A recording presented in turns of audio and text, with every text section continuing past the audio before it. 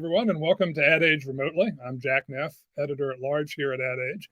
Thanks for joining us, and thanks to Edward Norton, co-founder of measurement and analytics firm EDO, for joining us today. You probably know him a lot better for his work on such films as Fight Club, Rounders, Primal Fear, Birdman, The Grand Budapest Hotel. It goes on and on. But the first rule of Remotely is that we do talk about marketing. And so to that end, I would like to introduce our guest, Edward Norton. And certainly while the audience measurement business has gotten very heated and busy and crowded, I'm just about certain that you are the only Academy Award nominated Golden Globe winning actor who is involved as a principal in the space in any way. And it has always fascinated me that you are. And so I wanted to find out the story of how you got involved in this business. Sure. I think it's exciting. I think it's heated, but I think in an exciting way. I think I think that it's long overdue. The innovation and sea change, the moment that we're experiencing of a determination, I think, to move to a post-Nielsen, machine learning powered, AI powered, really sophisticated data science driven set of innovations is nothing but exciting, really exciting.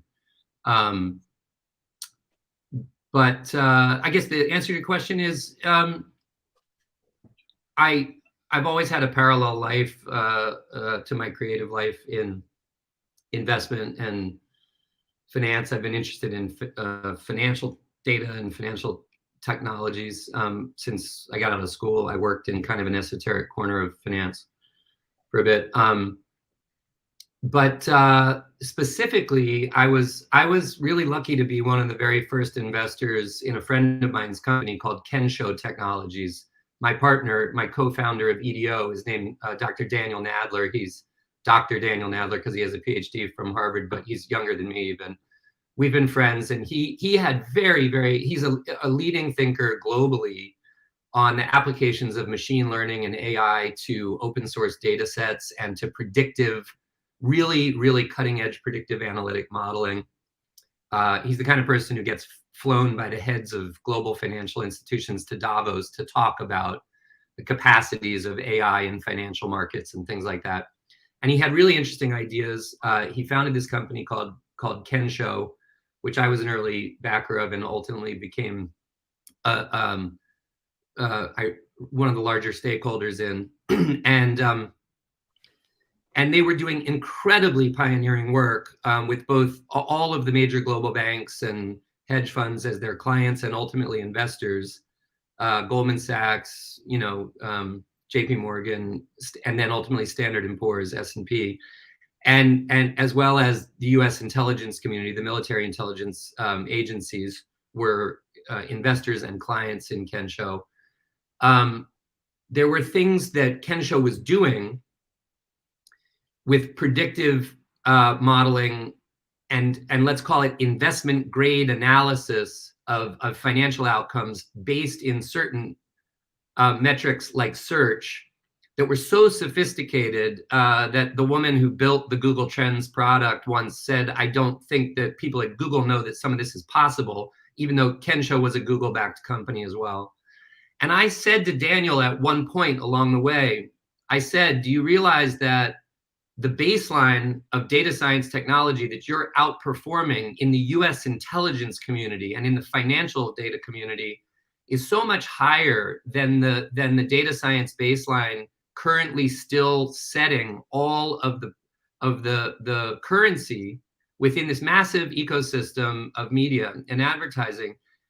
It's so much lower. And I told him there were some specific applications of what Kensho was doing that I thought were very applicable to media analysis. And he didn't want, I proposed that we have a media division at Kensho, and he didn't want a mission creep. But a very famous US tech investor named Jim Breyer was a friend of both of ours, and also an investor in Kensho, sat on the boards of companies like Fox and Marvel. And and Jim and I convinced Daniel that we should do a standalone. Daniel had a lot of people who wanted to work with him out of Harvard and MIT and Stanford, and there wasn't room at Kensho. And we convinced Daniel that it was worth setting up a new company to focus on really advanced machine learning and AI applications of his technology to media analytics. And so that's why we started EDO. Daniel and I started EDO. Jim Breyer was our first backer and partner in it. And then and it grew from there. In the early years, I sort of set the media strategy because Daniel wasn't so familiar with that. Found early partners in NBC Universal to work with and stuff like that. And Daniel recruited and guided our technological strategy with just an absolutely outstanding, a team of people who I'm not saying this arrogantly, but the media industry doesn't even get to interview the types of people that Daniel was able to recruit. And we spent a few years figuring out what to do and how to best serve the buy sell ecosystem that we all know so well, with insights that were investment grade. And then we commercialized it, and we hired Kevin Krim, who's the CEO of EDO now, who was a senior executive at NBC Universal, and really was the person we needed to straddle deep experience in the pricing of TV and advertising inventory and digital, and then also who could understand the technology we were building. So those were the roots. It was me and Daniel. It grew out of a conviction that a lot of what was going on in data science in other sectors could be very effectively applied here, and that mostly there was a data science talent tier that had not really been recruited into this set of problems. And I think, people sometimes say to me, why do you, I mean, it's not just intellectual interest. I sometimes say I am a creative person, but I've worked in, a world in which, if you think about it, take a movie like Grand Budapest Hotel. If Fox Searchlight spends inefficiently, Wes Anderson and the rest of the cast, we make less money. Literally, artists are compensated these days on contingent post recoup net profit formulas, right? So inefficiency in marketing actually not only affects artist compensation, but it even also affects the way that studios decide what to make. Because if they don't feel that they can make something profitable, they consider it too risky, right? So I actually think there's a direct line between what we do and a positive outcome for creative voices and for the people who take risk on content, because we don't want the spray and pray model anymore. We don't want ad agencies that are, misaligned. Think about how misaligned the incentive of ad agencies is. They still want their clients to just spray it all over the place because that's where they make the most money. But we're the opposite. We work directly with brand marketers and the ad sellers to rationalize in an investment grade way so that everybody knows that they're getting exactly and precisely what they pay for. And the only way you can do that is to have mid-funnel, real-time investment quality analysis. You need to have investment grade ROI analysis on whether what you did as a treatment delivered the efficacy. No, what does exposure mean anymore? Exposure doesn't mean shit. It doesn't mean anything. It's not even nice to have. It's actually irrelevant. We are way past where exposure should mean anything. We need to understand efficacy. Did what I paid for drive the specific actions that line up with the financial outcomes I'll see on a quarter-to-quarter basis? And there are very few things that can actually plant the flag and say they are investment grade ROI analysis in real time. And that's what we've gone and tried to build. I think in the early going, if my research is correct, EDO started using search to help to qualify movies pre-release, and how audiences would react to that. Is that so? And if so, how did you get from there to broader TV and video measurement? Well, obviously, I mean, the problem, box office prediction was sort of a neat and easy thing that we did early on just to sort of win some allies. And it's still, there's literally not a single movie studio in that doesn't use our big data box office product. But obviously that's nice for the industry, but fairly niche. What we were always playing at, talking with Breyer, talking with people like the Vista, the co-founders of Vista, who are the best, enterprise data, enterprise software investors in modern history.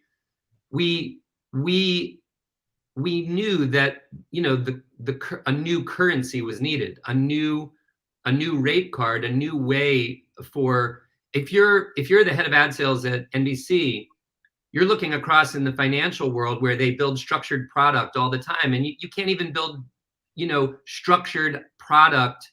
You can't sell your inventory in smart, structured, optimized ways because no one can really say, using Nielsen data, what's the true value of it, in a granular way. So, but the thing is, the person, if you're either side of an upfront process, what you really want to know is why you're buying what you're buying, and when you're selling it, you want to be able to say to people, this is the precise value for what you're chasing. And I think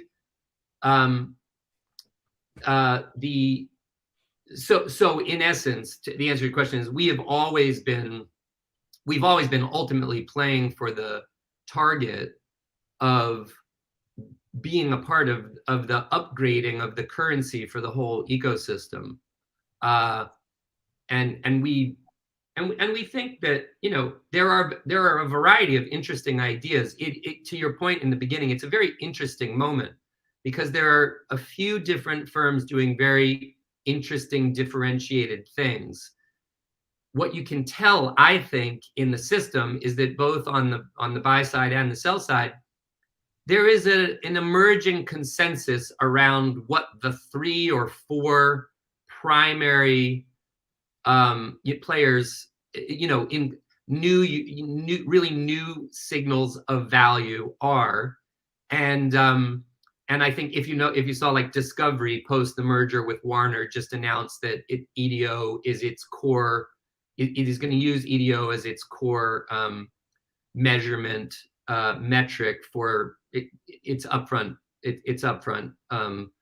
planning as a network. Warner Media is also a power user of us as a buy side, but Discover Network as a whole has moved with us. There was a similar announcement by Xandr where they named us and a few others. And what I think is really interesting in this moment is that I think there is nearly unanimous consensus across the buy and the sell side of this entire ecosystem that there is a new basket of signals that are sort of the must-have signals, and that the way in which that the pricing agreements are going to move are going to be based around some combination of these signals. What's very interesting is the industry has existed for nearly over 70 years. Kind of, I call it the Highlander. Nielsen was a Highlander. It was, there can be only one, right? And everyone was shackled to this one. And I don't think that's going to happen again unless you see some significant M&A roll up of the 3 or 4 candidate leaders in the Nielsen replacement into into a Justice League of new measurement signal, which, by the way, is probably something everybody should be considering. And I'm sure smarter private equity people than I will come up with that strategy. But at the moment, what it feels like is that there's an increasing consensus and comfort with the idea that the system is going to work with this basket of a few really smart, differentiated things, as opposed to one behemoth oligopoly that they're shackled to. And I think that's really exciting. I think that's super positive for everybody, really. There is still a ton of focus on just getting the audience measurement right, the quantifying the audience. And that's really not what you're about. You're really about the outcomes and measuring through outcomes. Do you think ultimately the market What do you does mean evolve? when you say what do you mean when you say quantifying the audience? What do you mean by that? Well, how many people watched this show at this time, basically, and just trying to get that number right.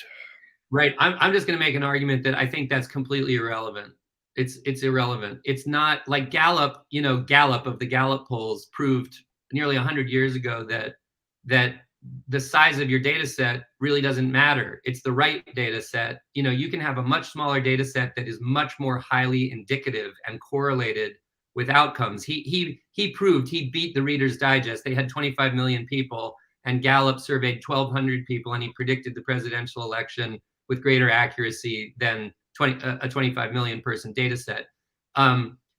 All signals are not the same in value. That's an academic fact. And we've often said that we will sit on a stage and debate with anybody what is the actual signal value of one data set versus another. We know for a fact, it is an academic fact, that social sentiment has zero meaningful correlation value with actual economic outcomes for corporations. Our argument is that it is a demonstrated fact that the intelligence community knows, that the finance community knows, that search, and not just any search, but high value search query, is one of the most predictive data sets in the world, indicating actual purchase intent and lining up with financial outcomes. That's our differentiated thing, because what we do, we know for a fact that no one else can do, which is monitor highly granular search data at a 30-second level of resolution. That's a very, very difficult data science machine learning problem. But the answer is, we don't think measurement is a function of audience scale anymore. It is a function of efficacy. How effective? What is the methodology that shows you in an investment grade ROI way the effectiveness of the action that you took? That really, at the end of the day, in the going forward basis, that's all anybody's going to care about. And it's, in a lot of ways, it's all they should care about, because it's the only thing. It's like a financial treatment and how much cure you got. How much result did you get? Anyone who's looking at anything else is, in our opinion, it's a soft proxy. And if you're not really looking at how much return did I get off the money I spent, who cares? EDO did recently get a large venture funding round from Shamrock Capital, I believe $80 million. What's that going to allow you to do? So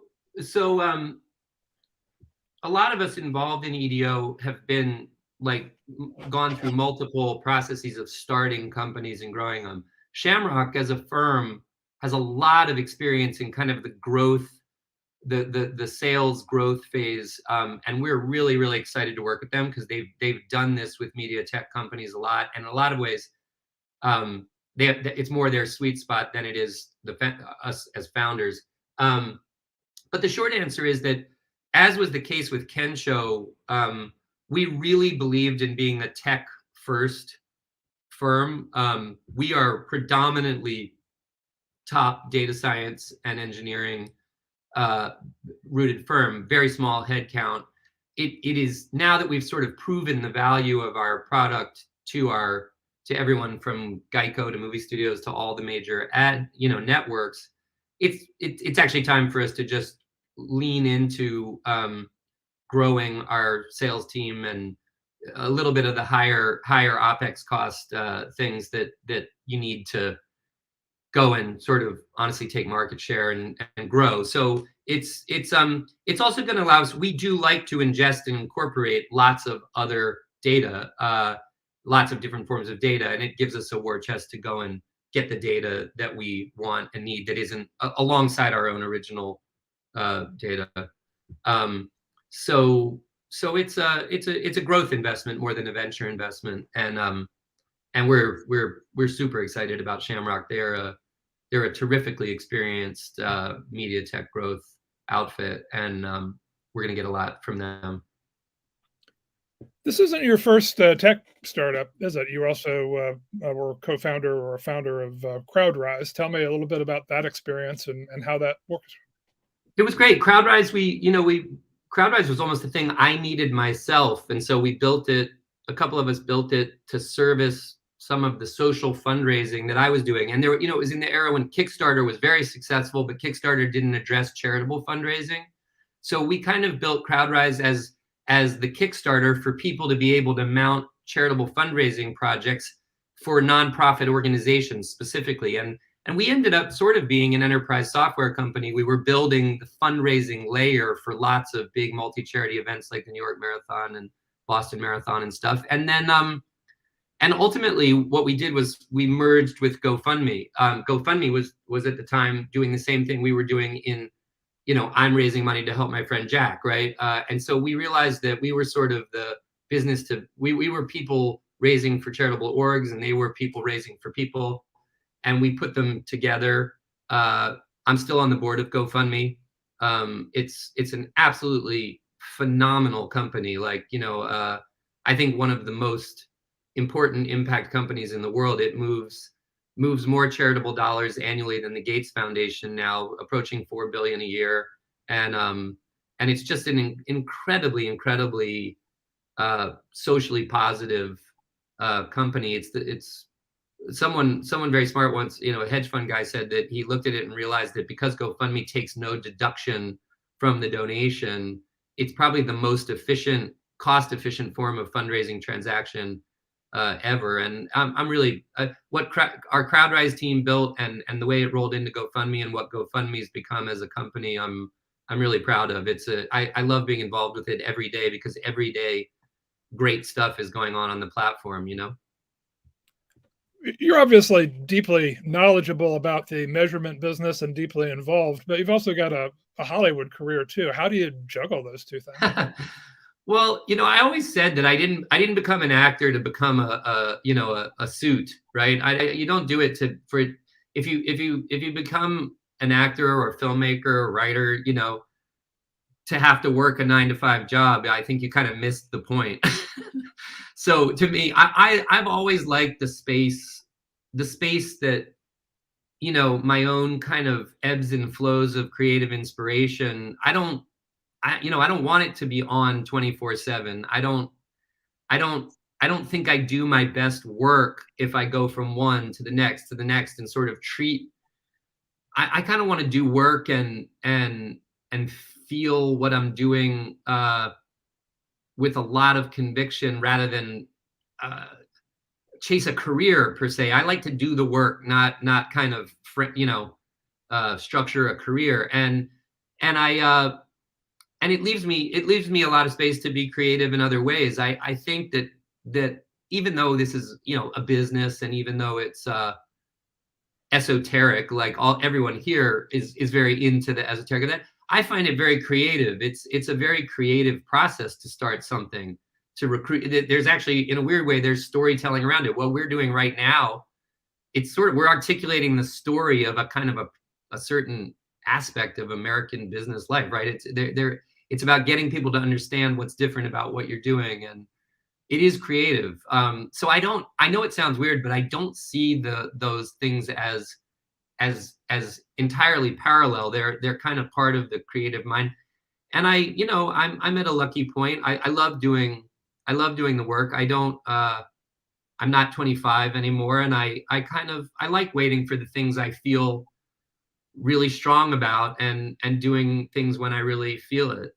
So it seems like multiple full-time jobs, and sometimes it feels like it, but in truth, I feel that's the beauty of having a creative life, is within the ebbs of the times you're highly focused. And then the key is, for me, honestly, is that I have great partners. I've always had great partners, like my partners in Crowdrise, Daniel and Kevin, and our whole team at EDO. These are such talented, amazing people. When you link up with really great people, you leverage each other's strengths, and you don't all have to be perfect all the time. You don't have to all be on all the time. So when I go do Knives Out like last year, and a new Wes Anderson film in the fall, I have people that I really trust to sort of hand the baton to, you know? What are you working on the Hollywood side of your career right now? Last year, well, you know, I was lucky. I directed this film that I've been trying to make for years called Motherless Brooklyn, that I wrote and directed and produced. It was really a lot, you know, it was a lot of work. And I got that out just before the COVID pandemic hit. So in a way, for me, I was very lucky that in 2020, I was sort of looking forward to a little bit of a sabbatical. Anyway, I was tired. It was a long process making that film. Wonderful, but I was ready for a little bit of a break. So I didn't, you know, I wasn't one of those people who wanted to push myself to get onto a movie set that was trying to deal with COVID. But mid-year last year, you know, Ryan Johnson called me, who wrote and directed Knives Out. He's an old friend and someone I admire enormously, and he had this great idea for the next Knives Out. So we did that last year. I did another film with Wes Anderson, I think my 5th or 6th one with him. And I did a really interesting anthology series for Apple it's a dramatic series, kind of like the Black Mirror of climate disaster. It's called Extrapolations, and this really great writer Scott Burns, who's done things like that I really admire. He put that together, and he got great people in each episode, and so I did that. And so I kind of did a wave of stuff across the summer and fall that'll come out, I guess, this fall. I guess most of it will come out this fall. And I'm sort of figuring out right now. I've written something. I'm thinking about whether I'd like to direct it or just be in it. I'm not quite sure what's next, but something soon. Do you enjoy one more than the other, or you just want to have both in your life? It's it's very fulfilling to. I mean, look, if you're an actor who gets to actor, filmmaker, anyone who gets to play in that world at the highest level with the best people, you've won the lottery ticket of all time. It's like, I mean, I do get, you know, like, not that I don't have a talent for it, but there are lots of people who are very talented, and when your path takes you into the place where you can work, it's an incredible blessing to be able to also have room to do other stuff, so that I get this kind of, you know, diversity of intellectual experiences and partnerships. It's you know, I feel like the luckiest person in the world to get to exercise those different muscle groups. I really like the mix and shuffle with people who think a different way than I do and have different talents than I do. And it kind of, honestly, like, I have a friend who's a guitar player in a band, and he's been in the band and left the band and gone back to the band and left the band.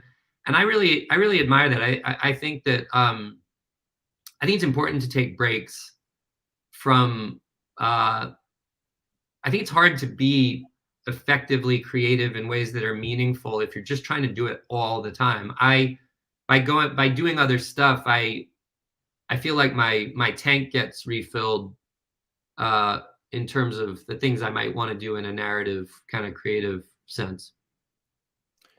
Well, thanks very much. This has been really interesting. I think we're just about out of time, and I want to thank you again for joining us. Enjoyed it a lot. As always, wanted to thank our Ad Age crew, Lauren Ciardio, Arabella Breck, and Anna Secula for making this live stream happen. Be sure to tune in for our upcoming episodes of Remotely, and you can find out more at adage.com/remotely. Thanks, everybody.